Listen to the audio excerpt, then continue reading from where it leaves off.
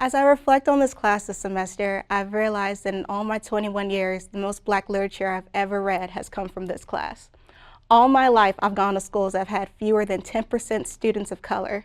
Our books, aside from maybe 2 or 3, were all about white characters and white lives. I never realized that I hardly read books with Black characters. Books like me, I was just reading books. I never paid attention to the lack of diversity. I guess it was easier for me to ignore it because the schools I mostly attended were mostly white. A book like I Love My Hair by Natasha Tarpley would have been wonderful for me to have read when I was in 3rd grade. As the only Black girl in the entire class of 24 students, I was constantly taunted about my rough and puffy hair. I Love My Hair is a beautiful tribute to African American women and the unique texture and styles their hair exhibits.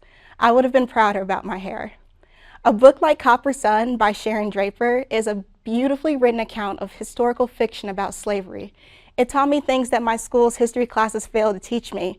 Copper Sun told a story about a slave's escape to Fort Mose, a real sanctuary for slaves, which wasn't located north, but actually further south. Everything that I've learned about slavery at my schools had told me that sanctuary for slaves always lied north. No one ever mentioned the small fort in Florida that was ruled by Spaniards. I've read books about Josephine Baker and Frederick Douglass, Black men and women who have made a difference, but my extent of Black history knowledge was simply Rosa Parks and Martin Luther King Jr. In one semester, I've had my eyes open to Black authors, Black figures, Black movements that I didn't even know existed.